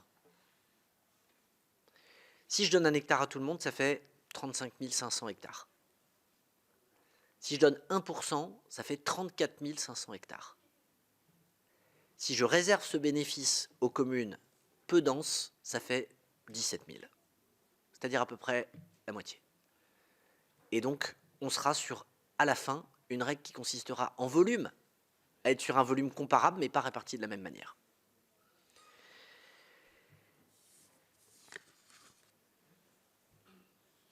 Et il ne faut pas que dans la discussion sur le plancher ou la garantie, on ne crée un monstre qui consisterait à penser que ces communes-là n'auraient le droit à rien de plus.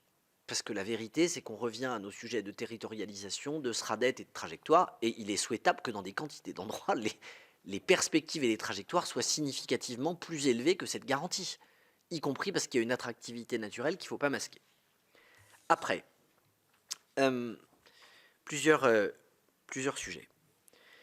Sur les aménités rurales, je vous rappelle que ça fait 2 années consécutives que la dotation biodiversité pour les communes a été doublée. Je ne sais pas si on conservera un rythme qui consiste à faire x2 chaque année, mais c'est quand même un effort qui est en tendance. Non, mais c'est un effort qui est en tendance et réel. Moi, je continue de penser que c'est malgré tout un bon axe, et plus largement, je vous le dis, dans les sujets de l'année 2023, pas seulement collectivité territoriale, mais pour le pays et la planification écologique, on a la question de la biodiversité. Après la COP15 en décembre, le sujet c'est la stratégie nationale de biodiversité et c'est son financement. Aujourd'hui, la biodiversité, elle est payée comment? Pour partie via les agences de l'eau. Alors qu'on sait qu'on a des besoins en termes de dépenses liées à la situation hydrique que nous connaissons qui vont nécessiter de renforcer ces moyens budgétaires. J'ai finalisé avec Bérangère Couillard un plan eau d'une 50aine de mesures qui attend les derniers arbitrages et qui va de l'encadrement des forages jusqu'à la réutilisation des eaux usées, la question des eaux grises, la question de la lutte contre les gaspillages et les trous dans les réseaux, la sécurisation de l'eau potable, etc. Et dans tout ça, puisque tout est dans tout, on aura ce type de sujet. Mais on parlera également du sujet qui n'est pas un marronnier et qui, je sais, agite un certain nombre d'entre vous. 700 communes ont connu des difficultés d'eau potable l'été dernier. C'est le chiffre définitif. La proportion de celles qui gèrent la compétence seules démontre que ce système n'est pas tenable. L'intercommunalisation de la gestion de l'eau va devenir une question de santé publique et de sécurisation. Il y a une corrélation, une simultanéité quand on superpose les cartes entre les gestions solitaires et les défauts d'approvisionnement. Je dirais même plus, dans un certain nombre de cas, de faibles prix au mètre cube sont parfois l'indice d'un sous-investissement et d'un niveau de fuite particulièrement élevé. Et on peut difficilement expliquer que l'eau est un sujet crucial et considérer que sur un thème comme celui-là, il ne faut pas assurer un minimum d'interconnexion de sécurité, de rebouclage qui nous permettent à un moment d'être plus résilients dans le dispositif. Et je vous assure que quand vous regardez ça, je n'aurai pas la main qui tremble pour expliquer qu'on ne peut pas remettre en cause l'obligation de l'intercommunalisation en 2026. Ça ne passe pas la rampe d'un examen objectif de ce que seront les risques véritablement en termes de rupture d'approvisionnement d'eau potable dans un certain nombre de secteurs. Donc je sais les attentes et les réflexions qu'il y a là-dessus. Je ne suis pas pour rigidifier le dispositif, en expliquant qu'il faut des syndicats départementaux, etc. Je crois à la nécessité d'avoir des cartes qui tiennent compte de la réalité, mais je pense qu'il faut qu'on ne peut pas avoir de commune seule. Sauf situation très exceptionnelle compte tenu de leur situation géographique. Mais ça n'est pas un bon message, c'est pas souhaitable et c'est pas le sens de l'histoire compte tenu des difficultés dans lesquelles nous allons globalement en termes de stress hydrique. Je vais très vite, puisque je crois qu'il y a encore beaucoup de questions et que le temps se raccourcit, mais je ne doute pas qu'on aura l'occasion d'en reparler. Votre dernier sujet, c'est sur la péréquation et la DGF. Bon, c'est trop vaste pour le faire en 2 minutes. La question qui se pose à un moment, c'est on a tellement de couches, je dirais, archéologiques dans la DGF, avec des bouts de trucs. On a des références pour une partie des dotations qui dépendent, par exemple, de la longueur de voirie, alors qu'on a fait des transferts à l'intercommunalité. On a parfois des références qui s'appuient sur la taxe d'habitation pour être capable d'aller calculer tel ou tel dispositif. Donc, on a une forme de toilettage compte tenu de bouts de réformes qui ont été décidés, qui supposerait à un moment de se poser et d'avoir une forme de réflexion plus large sur la manière dont on accompagne. Voilà ce que je peux dire. Et la question de la péréquation, elle doit s'intégrer là-dedans. Ce qui est certain, c'est qu'on a des écarts de richesse entre les collectivités qui font que la péréquation, elle est objectivement juste. Ensuite, est-ce qu'elle est au bon niveau? Est-ce qu'elle va trop vite, pas assez vite? Comment elle se... Mais qui est de la péréquation, il en est des collectivités comme il en est des individus. La redistribution des richesses en veillant à un minimum d'équité renforce la cohésion des territoires. Merci, Monsieur le ministre. Je veux pas en rajouter, mais quand même, Monsieur le ministre, vous êtes trop fin, trop intelligent, et vous avez trop de respect pour cette maison, pour éventuellement, mais j'ai sans doute très mal compris, interpréter ce que nous n'avons jamais dit.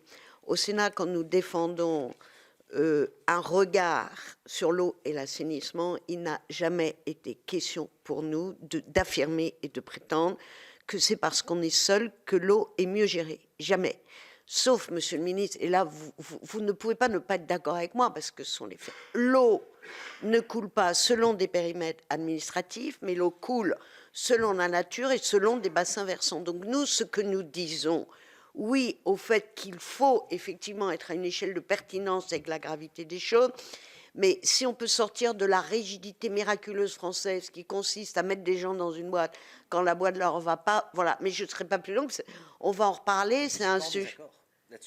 Et ben voilà, et ben ça me réjouit. Alors j'arrête de parler parce que mes collègues vont m'en vouloir, parce que vous passionnez tout le monde. Chers amis, le temps nous est compté, si je puis dire. Guy Benaroche, Céline Brulin, Patricia Schillinger, Jean-Pierre Corbizet, Franck Montaugé. Voilà. Donc, allons-y, les amis. Guy Benaroche. Merci, tu es le roi de la sobriété, donc si tu peux nous le prouver ce matin, merci, Guy. Je vais être décroissant dans mes paroles. Monsieur le ministre, parmi les éléments d'incertitude dans l'utilisation des fonds verts, et globalement d'ailleurs pour toutes les communes, dans l'utilisation de tous les fonds qui pourraient arriver de l'État, c'est la capacité des collectivités en fait à porter la transition en matière de ressources humaines et d'ingénierie. Donc ma question, je vais la faire très brièvement. En fait, dans le fonds vert et dans l'utilisation du fonds vert, ne serait-il pas pertinent de permettre aux communes d'utiliser une partie des fonds verts pour des frais d'ingénierie et de fonctionnement? C'est le cas à hauteur de 15%.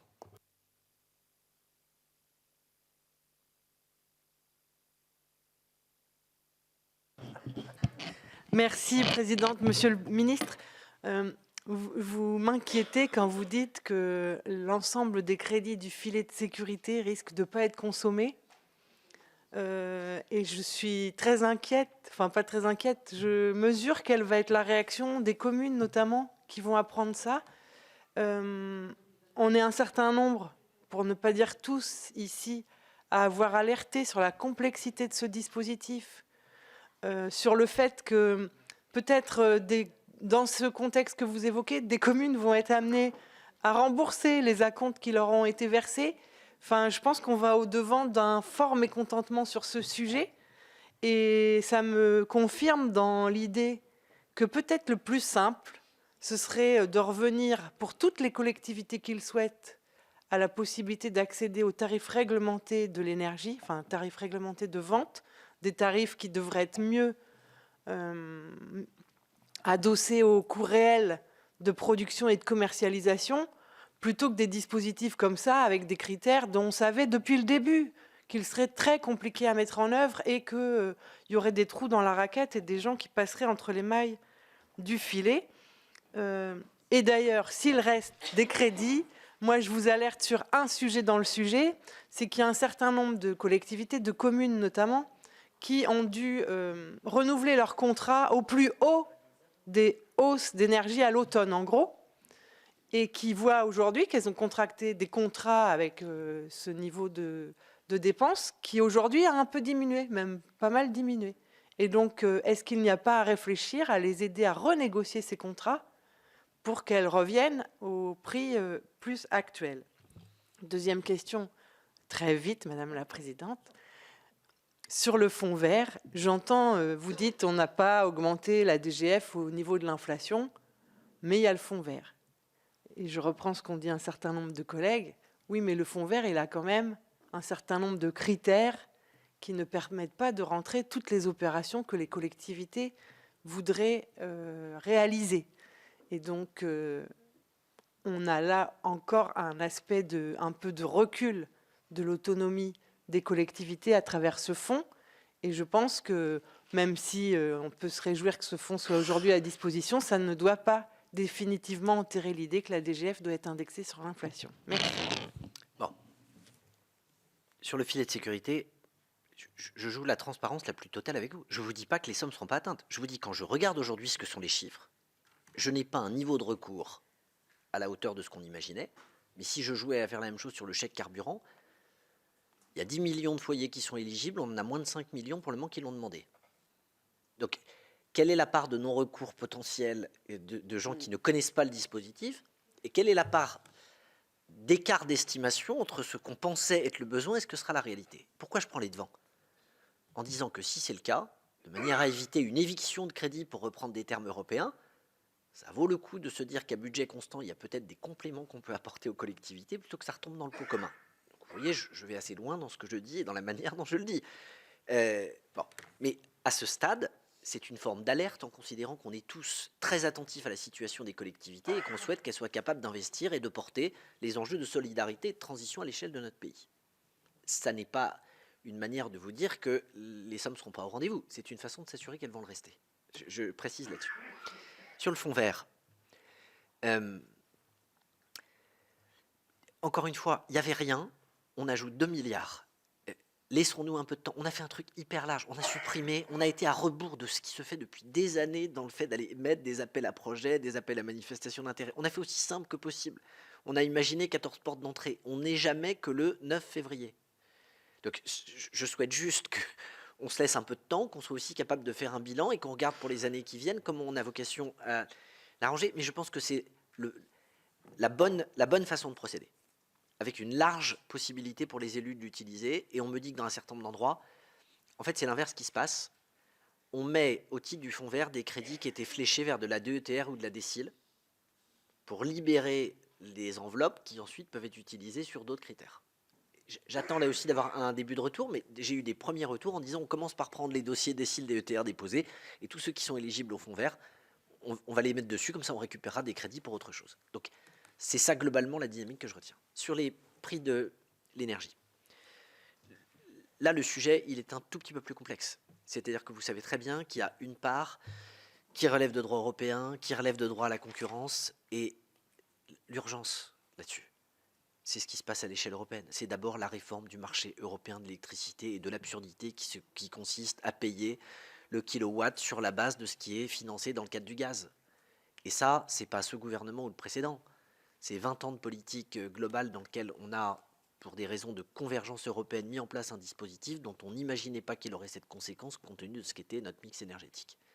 Et on a des enjeux qui sont considérables à plein d'échelles.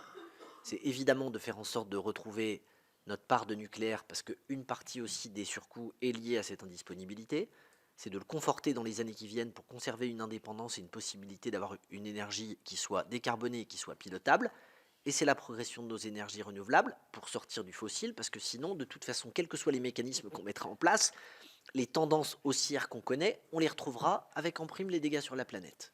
Donc on a une convergence de vues, et j'allais dire que la question des tarifs, même si elle est brûlante, elle est secondaire par rapport à leur mécanisme de fixation des prix. Puisque le premier sujet, c'est que même si je bougeais les règles, si on ne veut pas vendre de l'énergie à perte, il faut aussi qu'on soit capable de réformer le dispositif.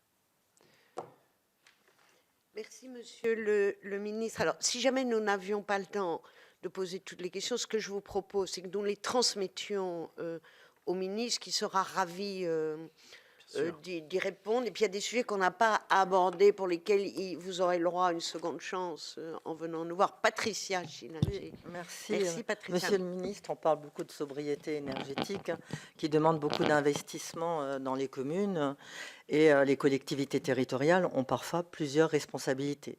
Moi, je sais que vous ne travaillez pas seul et que vous devez travailler avec d'autres ministères. Par exemple, lors des fermetures de piscines, l'interrogation me vient, comment dans les mois et les années à venir, comment les jeunes enfants vont pouvoir avoir des cours de natation alors qu'ils étaient déjà privés pendant le Covid. Il y a un retard qui se fait, les écoles, mais pas que. Nous avons aussi les gendarmeries, où il y a un partenariat des collectivités territoriales, où les bâtiments ne sont pas isolés, où il y a besoin d'investissement, mais aussi les maisons de retraite et les hôpitaux. Comment le bilan va être fait dans les territoires et surtout les priorités. Moi, j'ai l'impression, comme mes collègues, on rencontre beaucoup de municipalités qui sont en train de vouloir faire partout le clubhouse, mais en se précipitant, c'est pas toujours la bonne solution. Donc, qui, à un moment donné, sera là pour dire, ben non, on va gérer sur les territoires. Et je vois que les petites communes ont beaucoup de volonté, mais elles n'ont pas les moyens. Alors, à un moment donné, comment est-ce qu'on fait le bilan, un état des lieux, comment on avance, et un calendrier. Parce que c'est vrai qu'aujourd'hui, on est au début d'une grande histoire, mais comment on avance dans cette grande histoire, et avec le partenariat de plusieurs ministères, parce que ça ne touche pas que votre ministère, et surtout derrière, il y a des hommes et des femmes qui ont besoin aussi d'une écoute. Merci, chère Patricia. Madame la sénatrice Schillinger, il y a un enjeu considérable. Plus de 300 millions de mètres carrés de bâtiments publics appartenant aux collectivités locales, et 1 mètre carré sur 2, c'est du scolaire. Là où vous avez raison, c'est qu'il ne faut pas se dire, bon allez, je rénove. Il faut d'abord savoir par où on commence, donc avoir une cartographie de ses propres passoires et des endroits où on a les meilleurs retours sur investissement. Et il faut parfois se demander si on doit conserver dans le patrimoine public certains bâtiments qui sont parfois inutilisés et sous-utilisés, et donc qui se traduisent par des dépenses de fonctionnement et par le fait qu'ils pourraient avoir un autre usage. Et donc il y a une sorte de planification à conduire qui est parfois complexe compte tenu des moyens humains dont on dispose dans des communes de petite taille. Ça, c'est tout à fait exact. J'attends de la loi sur le tiers-financement qui sera votée la semaine prochaine, d'abord qu'on ait un cadre et un moyen alternatif à de la dépense budgétaire. Dans les dispositifs d'évaluation qui sont prévus et qui sont plutôt renforcés par les amendements déposés par le Sénat, on aura la capacité finalement d'avoir une idée de ce qu'on peut attendre en termes de performance énergétique. Et au travers de cette performance énergétique, on saura quelle est la durée d'amortissement et l'intérêt qu'il y a à faire les choses. Ça suppose de l'ingénierie. On revient à notre sujet. Notre idée, c'est sans doute de regarder comment dans le bâti scolaire, on pourrait confier une sorte de mission un peu nationale à la Banque des territoires pour proposer un dispositif, parce qu'il y a des écoles dans presque toutes les communes. On parle de 50 millions de mètres carrés et de plus de 44 000 écoles publiques. Donc qu'on ait une maille nationale avec une espèce de référentiel là-dessus pour un dispositif qui concerne toute la France, ça nous semblerait pas stupide. Mais après, il y a une telle hétérogénéité de situations que ce ne sera pas la bonne réponse et que je crois à l'ingénierie et à l'appui local. Je pense que des agences de proximité, je pense que des SEM, je pense que des EPL peuvent jouer ce rôle. Je pense d'ailleurs qu'ils peuvent le jouer dans l'ingénierie, mais dans le portage foncier. Si j'étais maire, c'est ce que je conduirais moi. Je m'appuierais sur mes SPL, vraisemblablement, pour conduire ces opérations de tiers-financement et pour être capable de faire le truc en in-house avec une analyse. Et je pense que la première chose que je déciderais, c'est que l'intercommunalité se propose de le financer et de le calculer pour les communes. En laissant la main ensuite aux communes sur la gestion d'école, mais en proposant de centraliser les diagnostics énergétiques et l'accompagnement. Et c'est un amendement spécifique déposé par le Sénat, de prévoir que le tiers financeur peut être l'intercommunalité pour le compte des communes. Je pense que c'était vraiment un excellent moyen. Ce n'est pas une contrainte, ce n'est pas une obligation, ce n'est pas un transfert, c'est une option et une possibilité qui, de mon point de vue, va dans le bon sens. C'est un élément de réponse partiel, mais néanmoins qui me semble souhaitable. Dans le fonds vert, et je termine là-dessus, on indique qu'il est souhaitable d'attendre 40% de baisse. C'est aussi un moyen d'expliquer qu'on n'a pas vocation à aller financer de la rénovation qui a un impact marginal et qu'il faut quand même qu'il y ait un effet de levier sur le climat qui soit relativement important, même si dans les faits, les consignes passées au préfet, c'est de l'apprécier sous cet angle de l'efficacité, pas d'aller mesurer le avant-après de manière extrêmement précise au kilowattheure près ou au kilo de gaz à effet de serre évité. Ministre, alors, chers collègues, là, c'est du haut vol. Jean-Pierre Corbizet, Oui. Franck Montaugé et Anne-Catherine Loisier. Merci, Madame la Présidente. Monsieur le Ministre, on ne se quitte plus. Hier, on a évoqué la PPL concernant le tiers-financement pour favoriser les travaux de rénovation énergétique pour les collectivités. Et un de mes collègues a dit, oui, mais aujourd'hui, les communes ne peuvent plus mettre les 20% obligatoires dans le cadre des investissements publics. C'est la règle. Or, notre présidente, il y a quelques années, a sorti un excellent texte, c'est d'ailleurs un pléonasme, qui rappelle qu'effectivement, la participation minimale du maître d'ouvrage est de 20% du montant total, sauf dérogation du représentant de l'État dans le département, c'est-à-dire le préfet. Le préfet peut aller au-delà des 80% de subvention s'il estime que la participation minimale est disproportionnée au vu de la capacité financière du maître d'ouvrage. Or, les préfets sont très frileux d'appliquer ce texte, qui est dans le Code général des collectivités territoriales. Or, est-ce que vous pourriez vous engager à rappeler au préfet cette règle, dans la mesure où une fois qu'on a additionné toutes les subventions des départements, régions, FDE, FEDER, ADEME, si la subvention de l'État, d'ETR ou autre, on l'additionnait à toutes les autres, si on dépasse 80%, ils ont le droit de le faire. Pourriez-vous vous engager effectivement à ce que les préfets dans nos départements, on leur rappelle cette règle qui permettrait ainsi aux petites communes rurales et d'autres qui n'ont plus de moyens d'aller au-delà des 80% de subventions de façon à ce qu'elles puissent passer, au vu de l'urgence climatique, à ces travaux de rénovation énergétique? Oui. Je vais le faire. Vous avez raison, la réflexion hier avait du sens. Oui. Fondamentalement, je pense que c'est souhaitable de le dire, d'abord parce que ça existe. Oui. Philosophiquement, je pense que le zéro reste à charge est pas bon, parce qu'il est quand même toujours souhaitable qu'il y ait une petite part qui assure que la maîtrise vérifie qu'on ne gaspille pas d'argent public. Voilà. Oui. Mais qu'en revanche, on ne se fixe pas sur un 80, que dans certains cas, un 87, un 88, un 92 permettent d'aller débloquer tel ou tel élément, ça ne me pose pas de difficulté. Je vous remercie, Monsieur le ministre.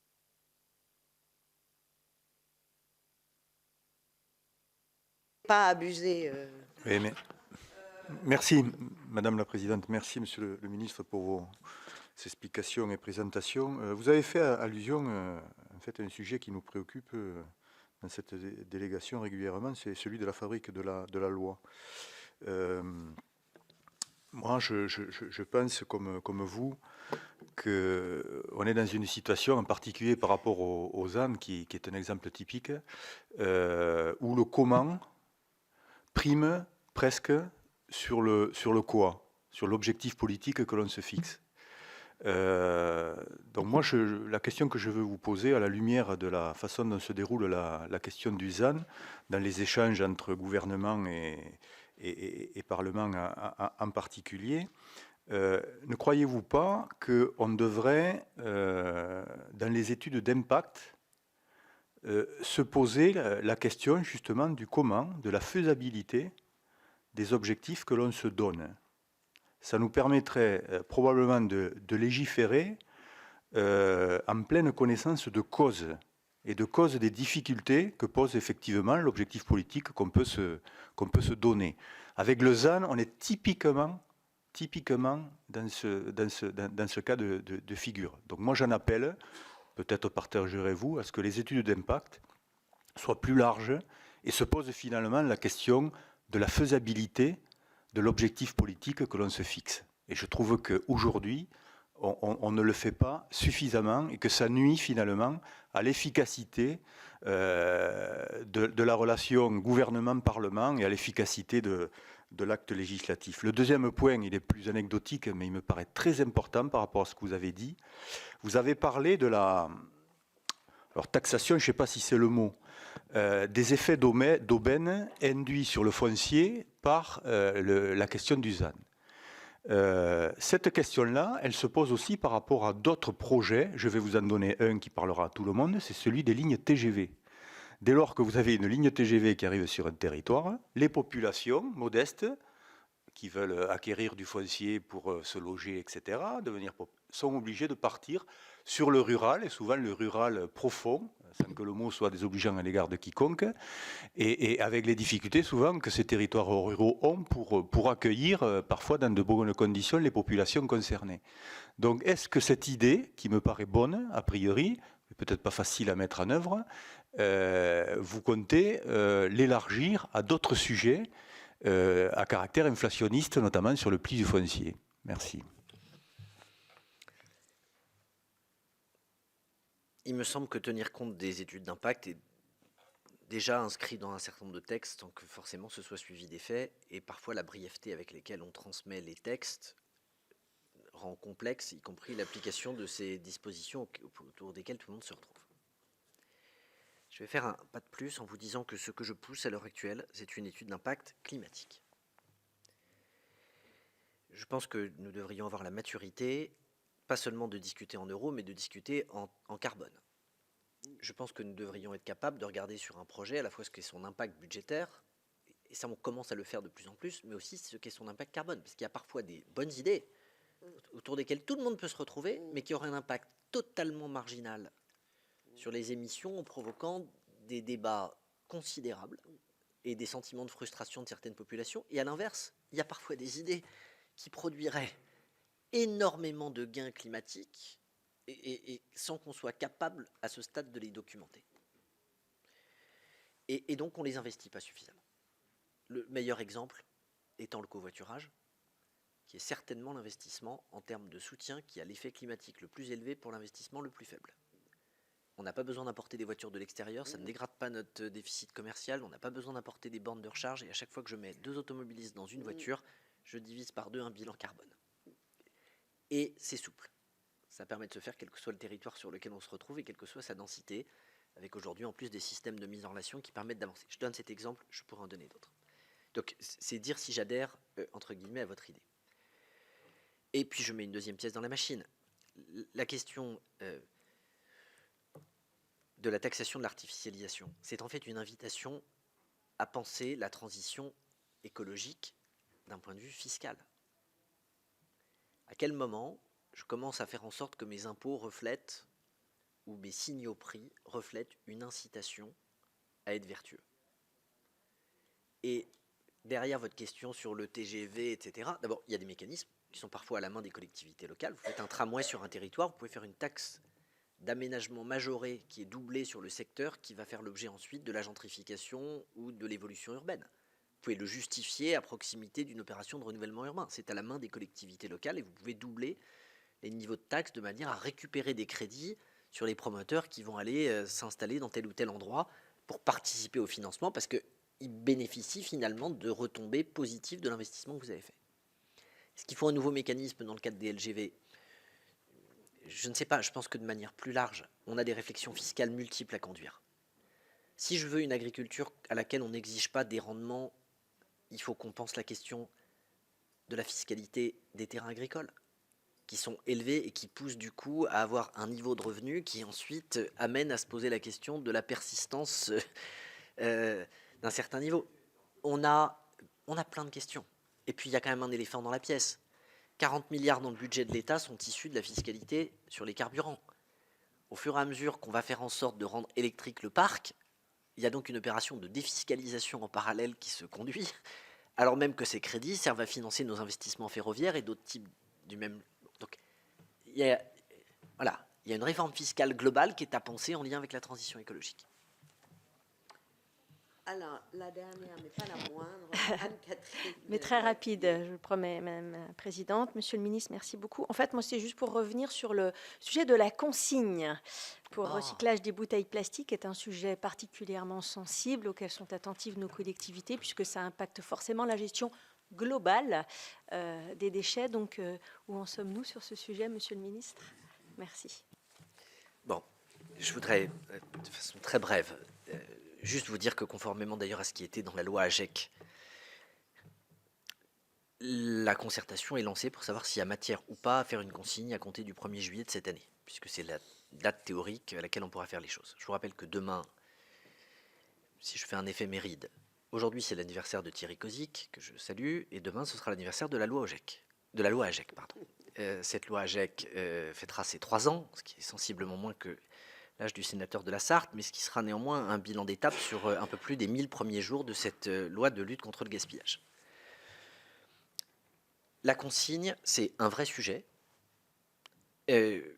pas simple, parce que c'est aujourd'hui, sincèrement, un domaine dans lequel on n'est quand même pas les meilleurs, on n'est pas bon à l'échelle européenne, on est à moins de 60% entre guillemets de prélèvement de nos bouteilles plastiques et de recyclage quand certains de nos voisins du Nord ont déjà dépassé les 80%, et on a des objectifs ambitieux pour le moment que nous n'atteignons pas, et on ne sent pas la volonté locale parfois de l'atteindre.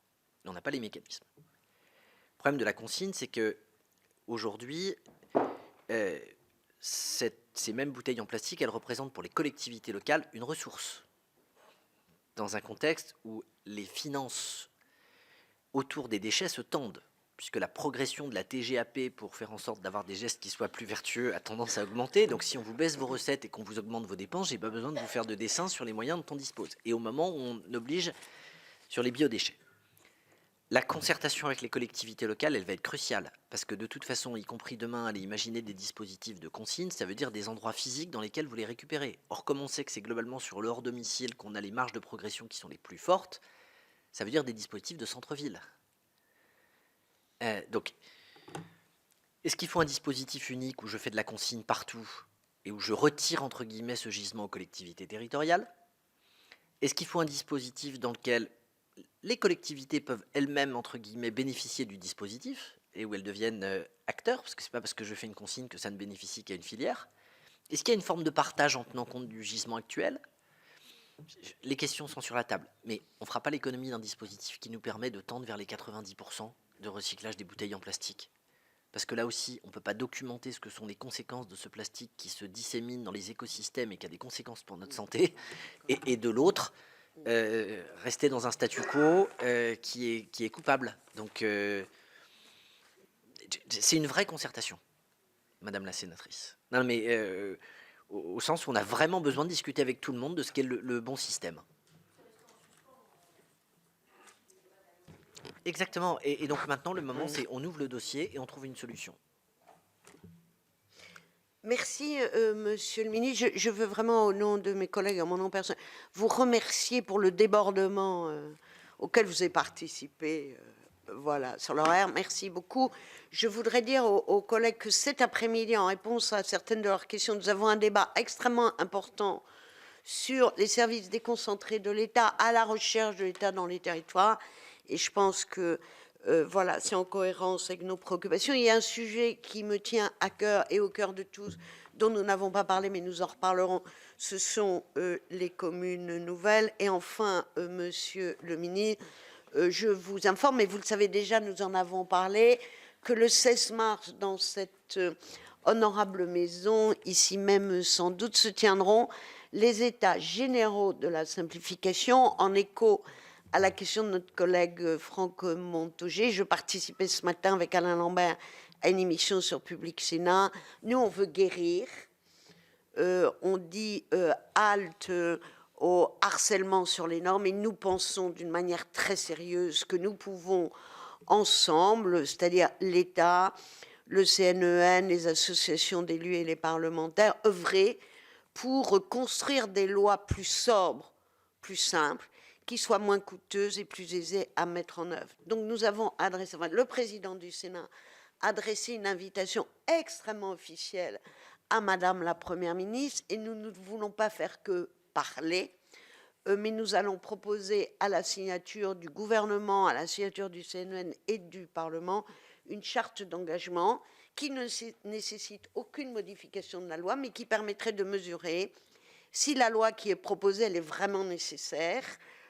Est-ce qu'il n'y a pas moyen de faire sans, que nous mettions aussi des sortes de dispositions guillotines qui nous obligent à évaluer, à expérimenter. Enfin, voilà, la vertu n'attend pas que les vœux de très bonne année. Donc, Monsieur le ministre, je ne doute pas que vous serez passionné par ce que nous faisons et que le gouvernement sera sincèrement, c'est pas du tout un piège, et moi je crois qu'il est temps qu'on soit là vraiment sobre et frugal, parce que c'est l'efficacité. En tout cas, mille merci, Monsieur le ministre, et à bientôt pour de nouvelles aventures sur le ZAN. Je me réjouis Et par l'eau et avance. l'assainissement, bien sûr. Et quelques autres sujets. Et je voudrais simplement vous remercier et vous dire que vous devez à la présidente Gatel le fait que j'ai pu faire quelques prolongations, puisque nous avions initialement un temps d'échange en tête-à-tête qu'elle m'avait demandé, et qu'elle a accepté de rendre à cette commission pour aller au bout des questions que vous posiez. C'est dire si la présidente ne s'applique pas elle-même les efforts qu'elle demande. Elle en prend plus que sa part, et je voulais quand même le signaler parce que c'est d'une élégance rare, mais qui ne surprendra pas ceux qui connaissent